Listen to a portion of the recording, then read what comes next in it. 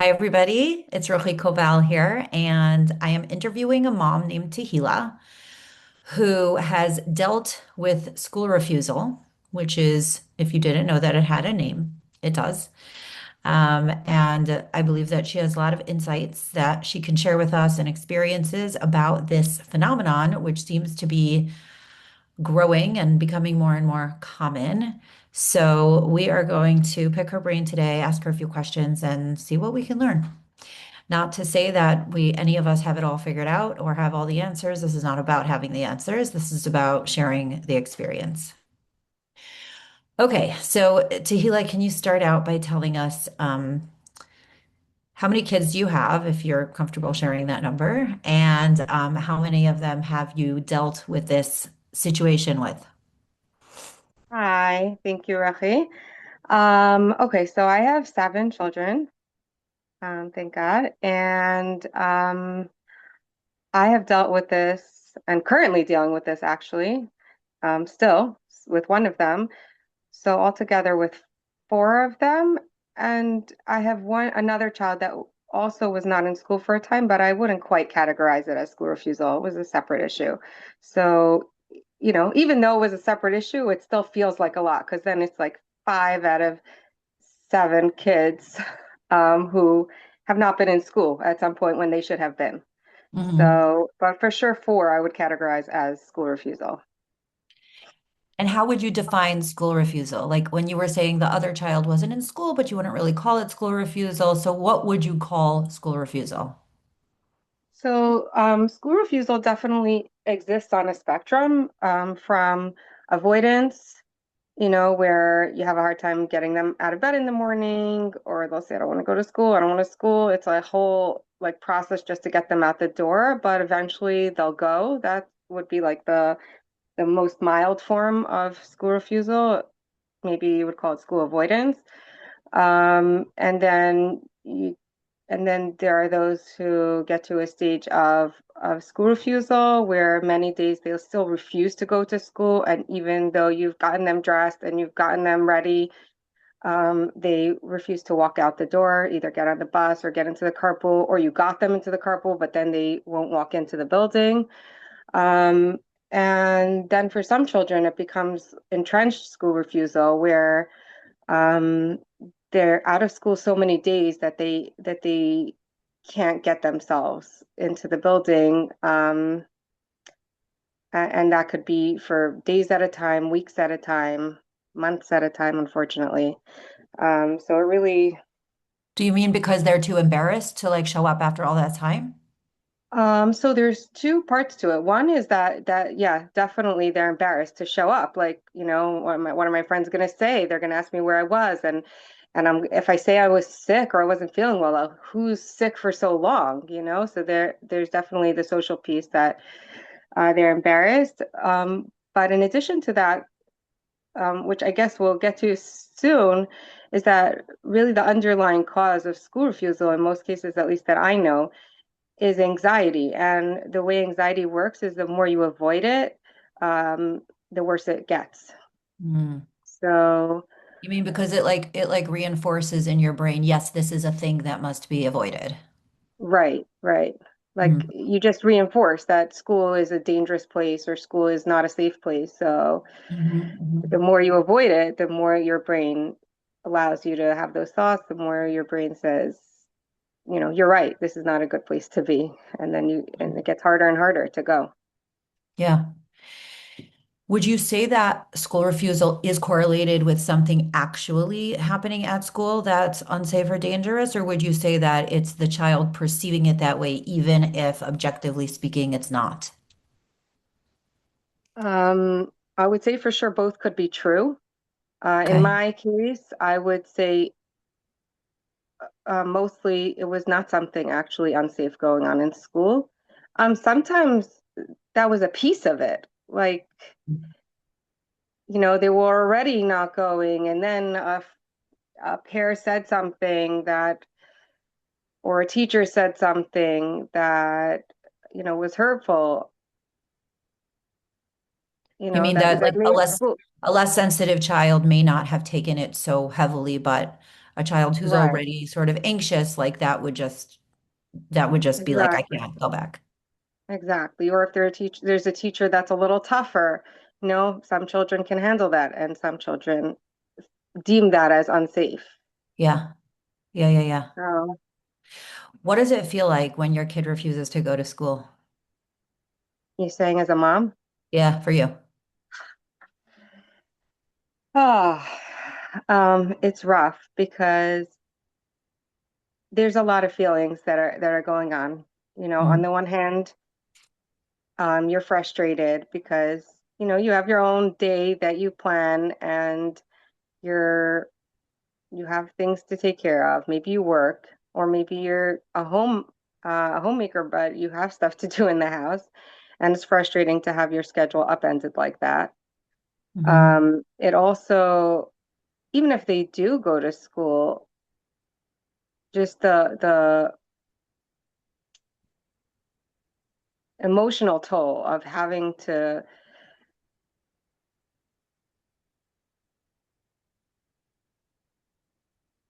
I don't know if argue is the right word, but argue with your child like the whole morning. I am going to school. You're not.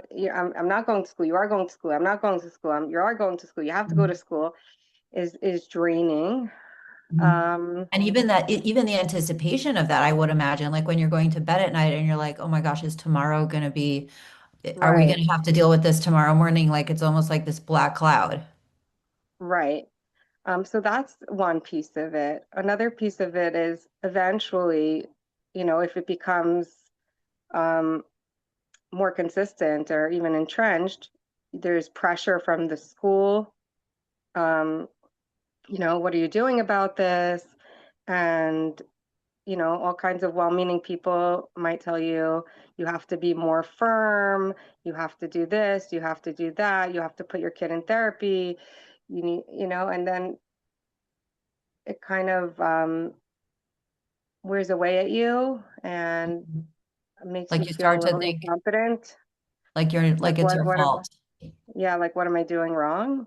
Mm. And then there's, hopefully another piece that you really feel the pain of your child and you see how much they're struggling and you have to deal with that as well and all these conflicting feelings because you feel the pain of your child, but also the pain of your child is affecting your own life. So Yeah, it's really rough. right. It's exhausting. It is exhausting. And then when you have numerous children who are struggling with school refusal, it just compounds those feelings Right. because, if you felt like, okay, that was just one child and that child has these specific struggles, but, okay, but otherwise I'm a good mom. And then you have Right. Like another that's the child, exception. That's the exception to the right? rule. And then you have another child and then another child, and you really start to think, like, what's wrong with me? Yeah. What do you say to people, or what do you wish you could say to people who have said things like you need to just do this or just do that or be more firm or put your kid in therapy? Loaded question.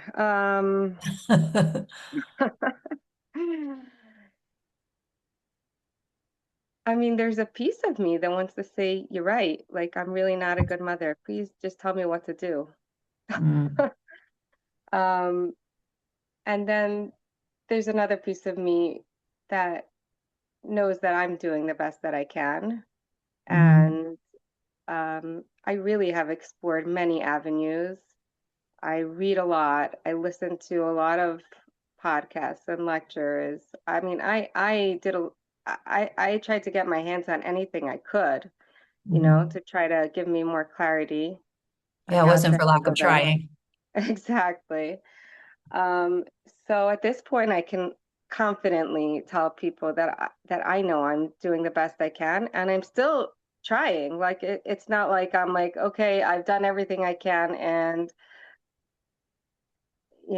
I'm done. I'm still reaching out. I'm still discovering new people who have ideas, and I'm happy if somebody can give me more tips. I'm happy to hear them, really. Yeah. Um, Do you but I ever feel will like you say, need to? Yeah, go ahead. uh, Yeah, but I will say that I don't think it's about being more firm, um, or, like I've had people tell me, like, what do you mean your child won't go to school? You're in charge. Like, just get them to school. Right. And I'm like, I mean, you try it. Right. So, Easier said than done. yeah. Do you ever feel like you need to defend yourself to people?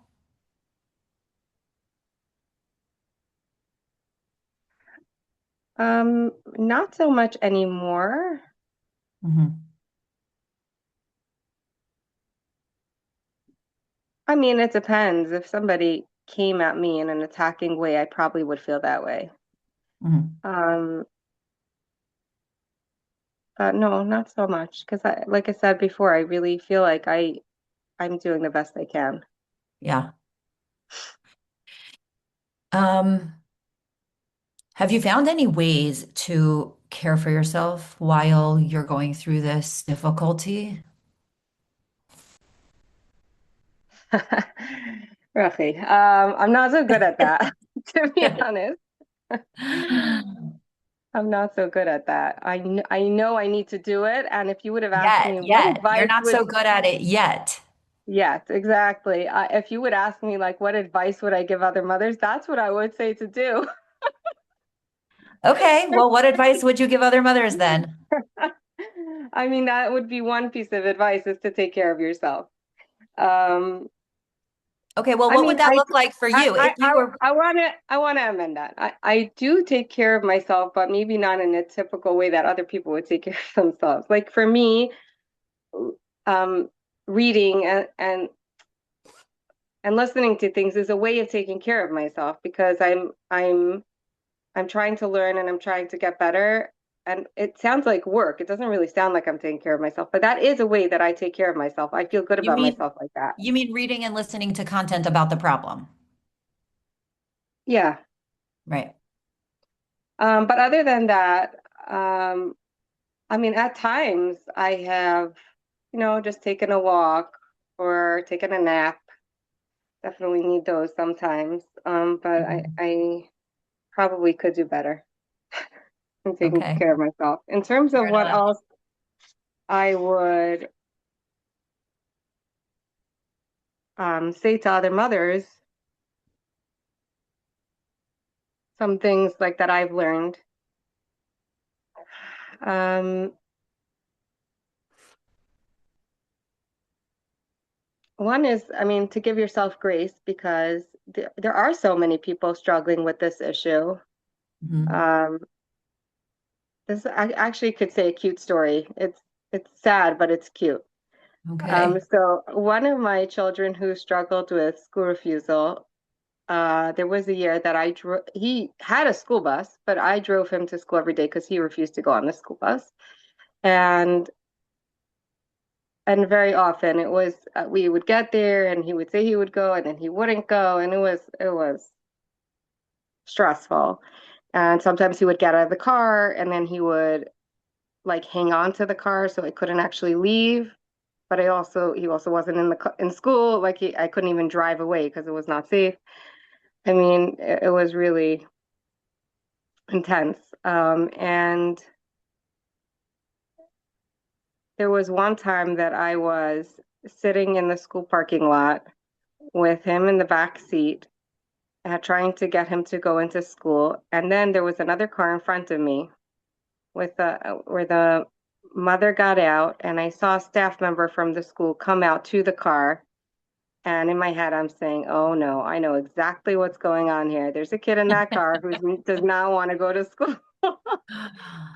And the door of the car opens, and the staff member is talking to the kid, trying to convince them to come in. And this mother also had a baby in a carriage, which I at that time my baby was already older, but I had done that with a baby. So I knew exactly what that was like. Like you can't leave the baby, but you also if you take the baby out and then your child finally gets into school, and then you're going back to the car and you need time to put the baby back in the car, then the kid runs after you. It's Oh gosh. it's a thing. It's So like a I'm whole watching, strategic maneuver. yeah, and I'm watching this happen, and I see the kid getting out of the car, and um, and meanwhile, the mother goes back around to strap the baby back in. And I said, no, oh my gosh, that kid is running back into the car right now. She doesn't even know because she's on the other side of the car. And that's Oh gosh. exactly what happened. Oh my God. It was like sad but comical because I knew exactly, I saw exactly the signs, Yeah. everything that I had been through. So Wow.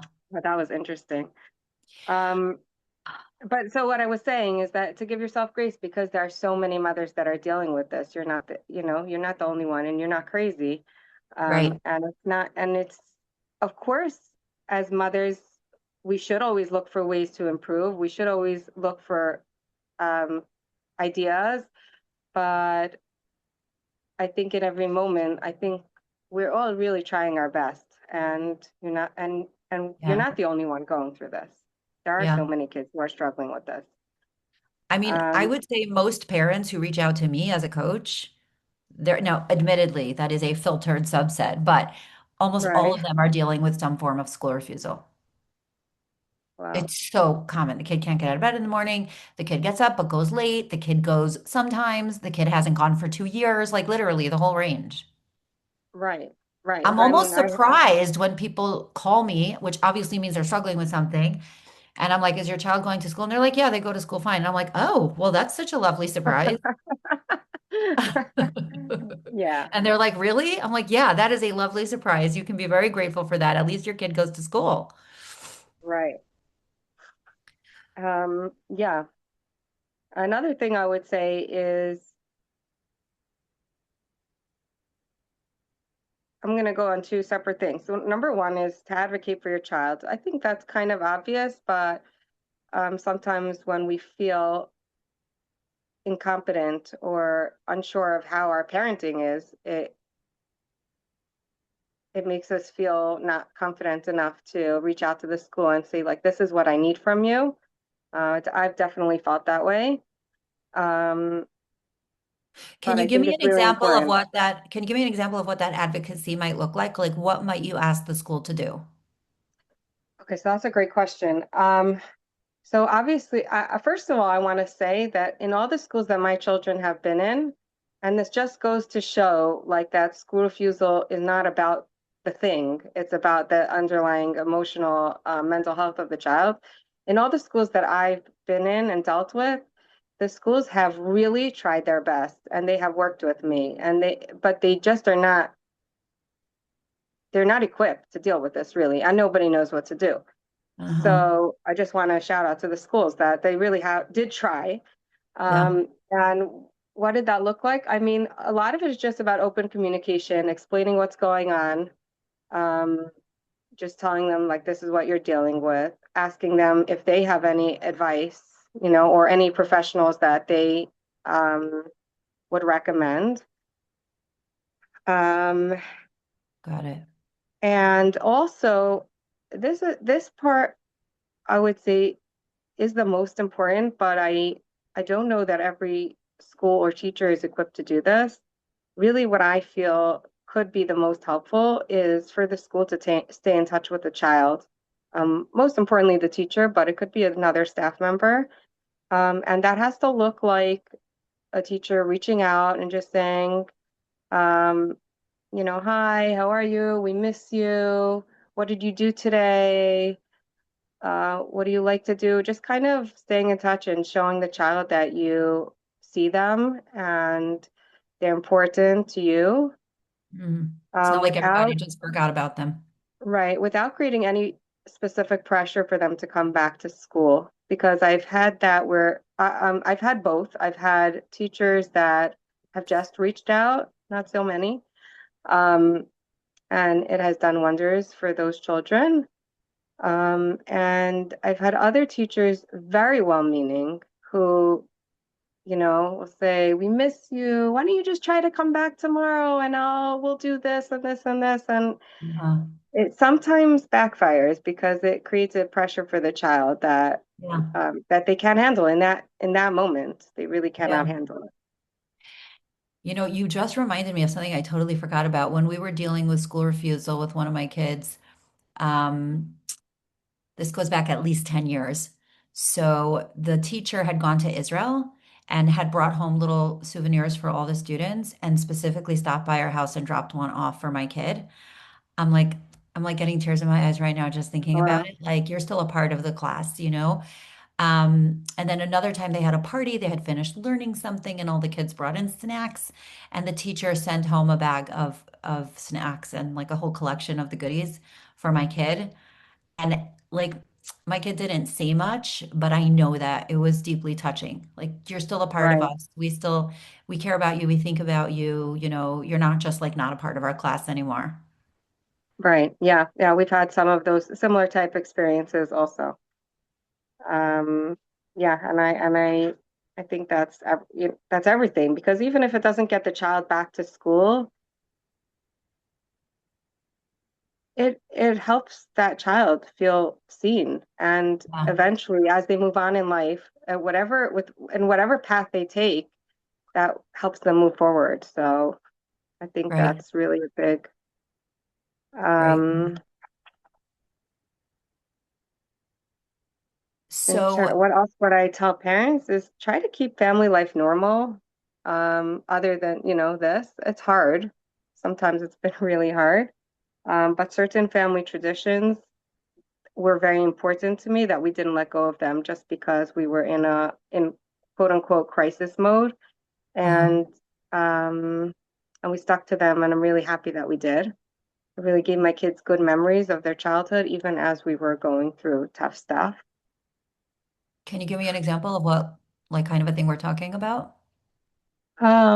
Yeah, so every year for Hanukkah, our family puts together a like a music video, and there were some years that, the kids weren't go some kids weren't going to school, or they were giving me a hard time of going to school. There was so much going on, and I was tempted to say like this year we just can't do it. It's like too much.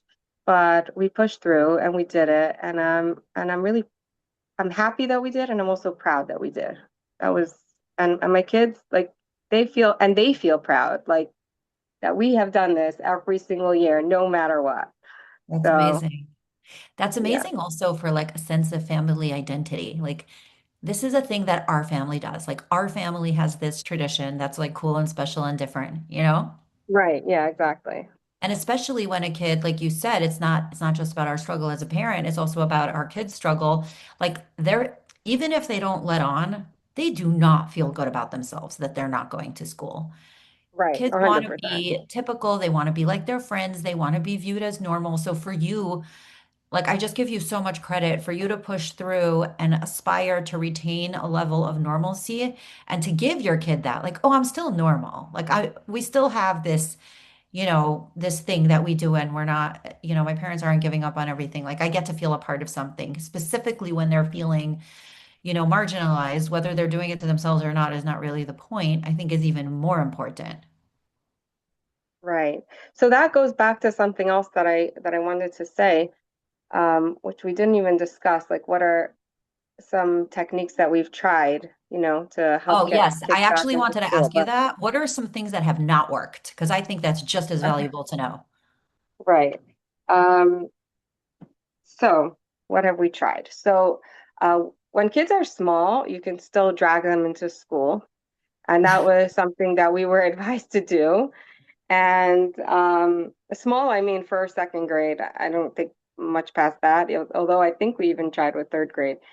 Um, and the thing is that it sort of seems like it's working sometimes because the you drag them in, the principal holds them down or holds them in a room or some other staff member. Sometimes it was like another staff member in the school that was helping with this, and then they stay in the office for a while, and then most of the time they end up in class at some point, and they come home like pretty good, like they had a decent day, besides for the beginning. Um, but over time, it became it just didn't work. Like, first of all, how many times can you do that? You need to always have a staff member available. And also the kid then anticipates that this is what's going to happen. So they start resisting even before you get there. And also it creates trauma around going to school because at the end of the day, nobody likes to be dragged. Nobody likes to be forced to do something that feels so unsafe in the moment. Right. So that was something that looks like it's working and it looks like that might be the right thing to do, but I have found that it did not work. And Uh-huh. and actually even backfired. Like I said before, it created a certain trauma around school that was completely unnecessary. Right. And that would Um, add to whatever the kid is already perceiving as traumatic about school. exactly, exactly. Okay, then we have exposure therapy. I that actually I only was able to do it with one of my children, and even then it was crazy. Which kind of looks like you bring them into school, you bring them into the building. They it could look different ways. You know, sometimes it's just about sitting in the parking lot and then you go home, and then you go into the building and then you go home, and then you go into the classroom and then you go home after a couple of minutes. With that child, I would sit outside the classroom, and then we would, over weeks, we would increase the amount of time he would stay in the classroom, and then he would come home for the rest of the day. It meant a lot of time that I spent in the school hallways with a 2-year-old Oh at the my gosh. time. Um, and it almost seemed like there was no end to it. Like it helped him, but it didn't really get him back.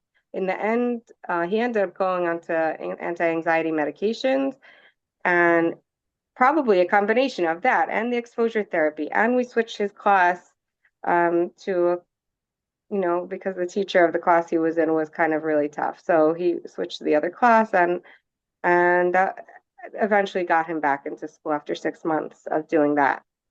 Oh my God. Um, Did you do that under the guidance of a therapist, or was the school professionals were guiding you through that? Like, who was um, planning this with you? so So initially, it was advice I got from a family member who's a mental health professional.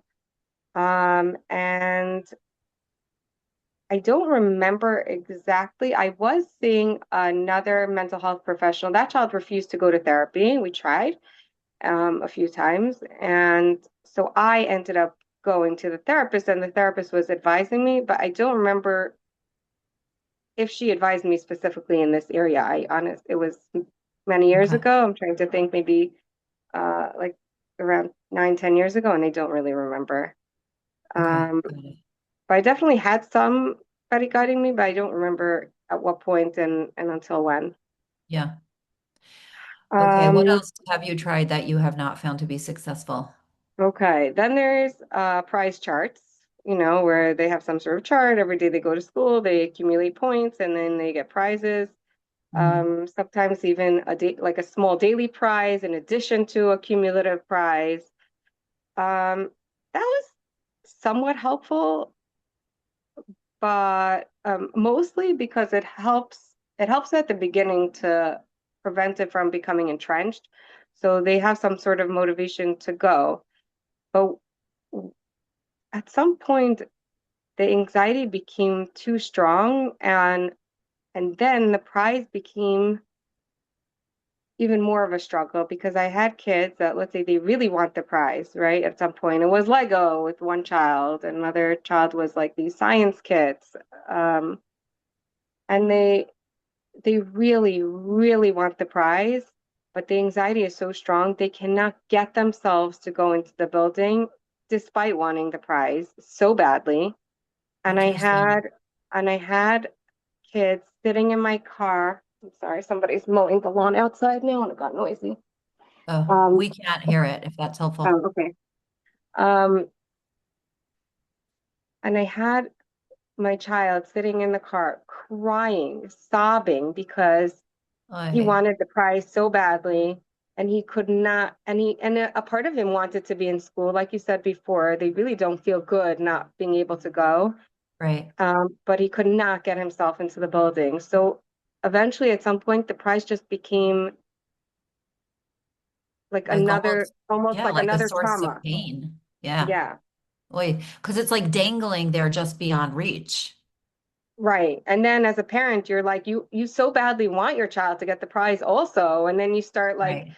you almost want to negotiate with them. Okay, so like even though we originally said you have to do Uh-huh. ABC in order to get the prize, okay, now you only have to do XYZ, and Right. it becomes so much of a struggle. This is such an interesting insight because what I'm hearing you say is that it's not an issue of motivation, Right, which I think a lot of parents fundamentally misunderstand. exactly. Yeah. Yeah, like if you just wanted it enough, you could do it, but like, no, you can't. You just can't. Like, Right.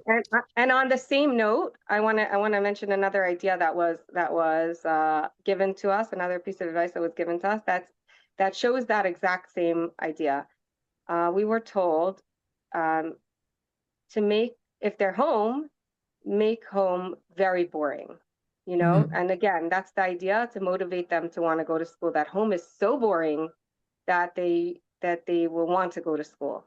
mhm, So, I said, okay, how can I make my home boring? My kids like to read. Like, what am I mhm. supposed to do? And we have a lot of books. And so we were told, lock up all the books. Oy vey. I cannot tell you what an endeavor that was. We got three locked closets. One was for toys that child was like particularly interested at the time. I couldn't lock up all my toys, but like at least the ones that were of interest to him, we put in a closet locked up. And then we had a closet in our bedroom with most of the books, and another closet somewhere else with a lot of the other books. Again, we didn't lock up every book, just the ones that were on his level, which were a Yeah. lot because also magazines. I mean, we have a lot. Um, and when the professional said it to me, I thought he was crazy. I'm like, this is insane. That's like it sounds like an intense amount of effort to put in. But I said, you know what? I'm gonna try it. Okay. I'm gonna put in Right, my because best. when we're desperate as mothers, we're Yeah, willing to try anything and we don't want to yeah, feel like we left any stone unturned. exactly. So that's what we did. But it's like impossible. Like, so one book got left out under somebody's covers and he found it. I mean, he found other stuff to do, even if he couldn't find books. Like, it didn't Yeah. really help. And even the days he was bored, it again, going back to what you were saying before, the motivation is not the issue. Like it's really not. Yeah. He he could not get himself to go, no matter how Right. bored he was at home. Right. So I that have didn't a work. family member who's a full-on adult who has a phobia of elevators. And it's like, what's the big deal? Just get in the elevator and you can explain it. It's safe. Here's a thing you can call if you get stuck. Nothing will happen. We all have cell phones. It's like this person was not capable of walking in the elevator. It doesn't matter how big the prize, you would give them $1 million. They wouldn't. They just can't. And I think that's what people don't understand about anxiety. Right, right. Um, I w yeah, I would like to say that I have found something that has worked, but I can't really say that. I will say that there are some kids for whom therapy does work. Like I have heard stories. I don't know them personally, but I have heard stories. So I'm gonna say that it's it's it's definitely worth a try for my kids. Most of them don't this a lot of the things that they don't like about school, also they don't like about therapy. Um, it's an underlying inability to handle discomfort, and therapy could be very uncomfortable for some kids. Wow, very interesting. So, um, That's a really good my kid, insight, I think, because I think a lot of times therapy is touted as a magic bullet, like just put your kid in therapy and then everything will be better. No, therapy is about uncomfortably facing your uncomfortable feelings and then working on yourself. It's not a fun process. right. And you have to be Right. super And motivated. these kids are smart. I actually just was listening to something this week, a mental health professional who basically deals with anxiety, and she said that when a parent calls her about kids with severe anxiety, one of the first questions she asks them is your child smart? And she said invariably, almost every single parent says yes. And that's true in my case as well. My kids are very bright and and um, and very That's often there's a interesting. correlation between I bright wonder kids and which anxiety. I wonder which parent would say, no, my kid is not smart. I mean, not all my kids are, well, all my kids are smart. Okay, that's true, but not all of them are so academic. So academic. Yeah, Um, that's and I very, think very interesting, though. I mean, the truth is that people who have lower IQs, they sometimes they just they're they don't overthink and obsess about all the things that could possibly happen, exactly, exactly. Yeah, that's what she was saying. This Interesting. mental health professional. Very Um, interesting. So, as we're coming to kind of an end here, what would you say would be the goal if a parent is dealing with a child with school refusal? What would the eventual goal be? If you can't make your kid go to school, right, then what would the goal be? I want to say there's a part of me that wants to say that has to be the goal. They have to go back to school. But realistically, um, the goal really is to create a relationship with that child so that they can be healthy. Because at the end of the day, why do we want our children in school? We want our children in school because right now that's the health we we see that as the healthiest place for our child to be. We see that as the place where they can Mm, um, learn, obviously, intellectually to develop their intellect, to develop their brains. It's a place where they learn social skills. It's a place where they learn resilience, how to do hard things, how to deal with different types of situations. And mhm, it's kind of like we call it's school. It's also, in a way, the school of life because it really teaches us so many things about how life works, even as it prepares us for adulthood in so many different ways. mhm, Um, but what I think, and sometimes we can get stuck in that. Like right now, the most normal way for a child to spend their childhood is in school. That's the most regular way, and that's how we see like that's what creates a normal, healthy adult. But if we kind of look at the goals of what's, you know, what I just said, the goals for what school is supposed to do, I think we can create other means for the children to get those skills outside of school. And of course, it makes it more difficult for us, but I think that's what the goal has to be. The goal has to be to give the kids, um, first of all, opportunities for learning, opportunities for socializing, opportunities for doing difficult things, maybe in a more comfortable space. mhm. Um, So you mean like getting a tutor and working out and maybe like what do I you mean, it mean? depends. Not every child will do well with a tutor. Not every child. Well, I mean, what I would say is most kids will need a break from learning before they're Hmm. willing to try something else. Yeah. Um, Because, like, I'm just thinking, like, let's say a kid plays soccer, right? It would be tempting for the parent to say, well, until you go back to school, you can't play soccer. But what I'm hearing you say is that, listen, if the kid is not going to school, at least get the kid to learn, following rules, playing on it with a team, showing up on time. At least let them learn that in sports if they're not getting it in school. exactly. Yeah. Hmm. Exactly. And most of all, what we're learning more and more as parents personally, and what I think the world is learning, what I hear so many people out there saying is that the most important thing is a healthy relationship between parents and children. So to Yeah, really work on that, which in this case is extremely difficult because right. there's so much resentment that develops. Like as a parent, like, why aren't you doing the things you're supposed to be doing? And a certain, the child in us is saying, you're making my life difficult. Right. But um, Right. And the truth is that the kid is often cramping our style. Like when they go to school, that's when we get to sit and drink our cup of coffee in peace or get together with friends or go to work or whatever we need to do. exactly. So it is hard. I agree with you. It's really hard.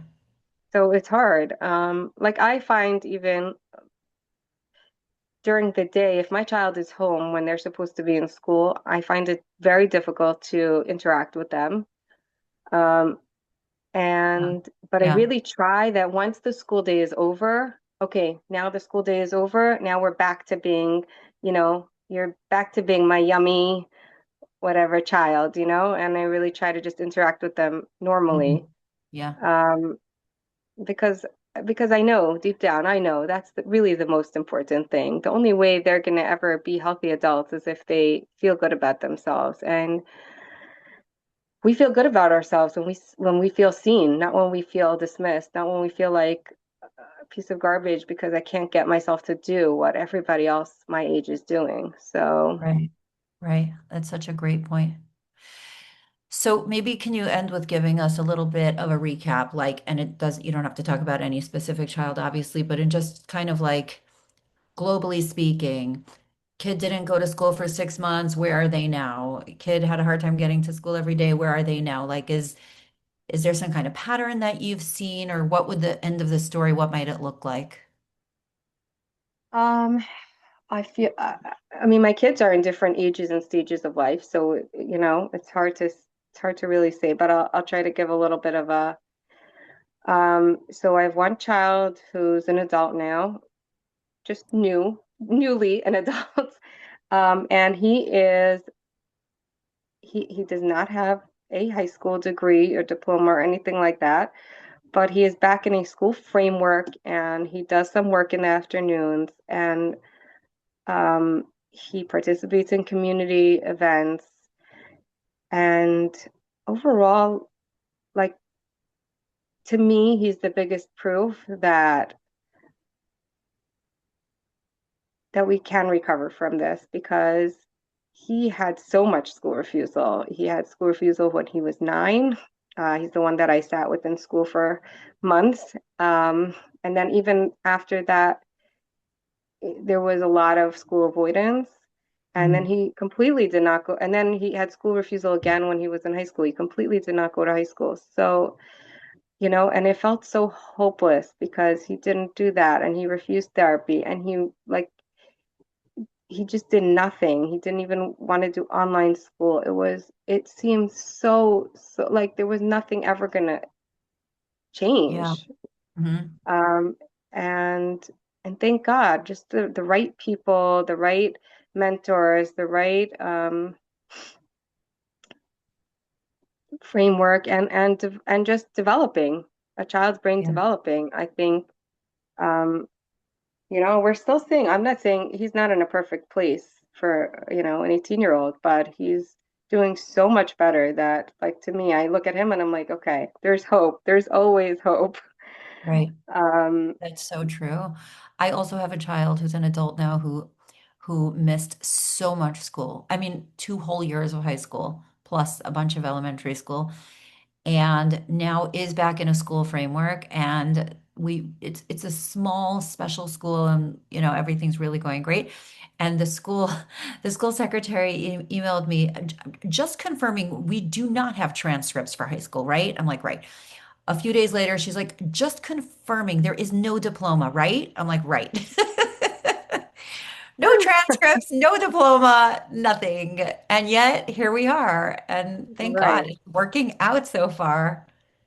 right. So that's with that child. My I have one child who's 13. She really never had full-on school refusal. It was more school avoidance. And thank God she's doing very well now. I would say a combination of medications um, and a lot of work on myself to develop a relationship with her, to give her like I kind of like looked and I said, okay, what does this child need? And I realized that what the one of the main things that she doesn't like about school is um, not feeling not in control. Like the whole day you have to follow the school rules and you have to sit when you're told to sit and you can't talk when, the teacher's talking. And she's very creative and she has a lot of ideas and she likes to be in charge. So I try to give her at home just a lot of things to be in charge of. And I've been doing this for maybe 2 months now, and you just see like her coming out. Wow, that's amazing. You're such a good So mother. so that like and it was something that I never really considered because like she was acting in a way that was so immature that I was like, how am I giving this child responsibility? But she really pulled through and it's affecting everything. It's affecting the way she interacts with friends, it's affecting her schoolwork, and she just feels confident and good about herself. And I'm Wow. just, hoping and praying that it continues. That's amazing. Um, I mean, if you think about it, like if you look around at the adult world, some adults are in frameworks that are similar to school, like where they're very structured and you have to come to an office and sit in your place and do your thing. And then there are a lot of adults who that's not what they do professionally. That's not the right setting for them. They're creative, they're artistic, they like to travel. I have one friend who's like a traveling musical therapist, and she gets in her car with her musical instruments and goes from house to house. Like in a way, it's like very one size fits all when you're a child, but just because your child doesn't fit into that one type of framework, it doesn't mean that they won't be a successful adult, because not every adult is putting themselves in those kinds of environments necessarily. You have a lot more autonomy when you're an adult. Right, right. And she has verbalized that numerous times, like that she can't wait to be an adult because she wants to be able to do what she wants to do. And I will Right, say right. that my plan was to talk to the school about this. I haven't had a chance yet, but I did mention it to one teacher, and I think she's trying to like in the classroom give her kind of different things to be in charge of. And now the school is having like a color war, and she's not really in charge of anything more than anybody else, but her whole grade, like every girl has different things to be in charge of, and she is shining. Like I Wow. can't even tell you. And thank God the principal even recognized it and announced it. So I'm so happy. That's incredible. I'm so happy for Um, you. yeah, so that's with her. My 10-year-old is he we did have to switch his school. He had severe anxiety that was affecting him in many ways and also very sensory. So we had to switch him to a small school. Even there, the refusal continued to some degree, not as much. And um, and he is on medication and it's helping enormously. Wow. And he still has a way to go because he's still, even though he's very happy in school and he has friends and he's doing well, and most days he goes without really any issues, he still has a difficult time with uncomfortable feelings, and it affects him in school and at home. And it's something we still have to work on. Yeah. And same with, and now we're the one that we're kind of in the trenches with right now is my 7-year-old, and um, I'm trying to I'm trying to really just give her a lot of tools that I've learned over the years to help her feel good about herself. Hmm. For example, in her particular case, she was coming home and saying that the teacher is yelling at her. And Hmm. and after doing some investigation, speaking with her, speaking with the teacher, um, it became clear that it's every time the teacher directs her or just corrects her, she perceives that as yelling. Hmm. Um, so I'm really trying to work with her to build up her confidence, and I created a mantra with her where she tells herself that people make mistakes and I'm still good, and because she really is very sensitive to making mistakes. She doesn't like to feel like she made a mistake, and I want her to learn that it's okay. So we're working on that at home. We're trying to give her different tools, tools with breathing, like whatever technically she would get in therapy. I'm trying to do whatever I can at home.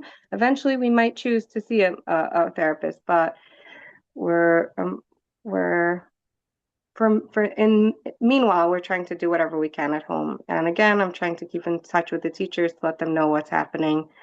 Mhm. And the teachers have been very accommodating. Like this teacher who she perceived as yelling, um, told me, she said, I'm trying not to even look at her the wrong way. She's really trying hard. So I'm really grateful for that. Wow. Well, Um, I really yeah, want to that's, thank you so much, Tahila, because I don't know if you've realized it, but you are a wealth of wisdom and you're such a good mom and you're so inspirational. And I know that all of my listeners who hear this are going to just who are dealing with this or even who are not dealing with this, but maybe it's their niece or their nephew or their neighbor or their kid's best friend. And it just shines a light, and I think I mean, you've for sure given me so much to think about. And I think there's so much to learn from each other. And this is a topic that's taboo, because a lot of parents feel very ashamed that it's happening. Like they don't have the right parenting skills or they don't have enough power or control over their kids or whatever. So I think it's great that we're kind of, pulling this out into the daylight and like, let's take a good look at it and see what it is, what it isn't. So I really, really appreciate your time and your insights. Thank you so much. thank you. Thank you for giving me the opportunity. And to all parents out there that are dealing with this, just stay strong. And this is only a short period of a child's life, and they can get through it. I do believe that, and I think the more we believe it, the more it becomes true. Hmm. Yeah. Thank you. Thank you.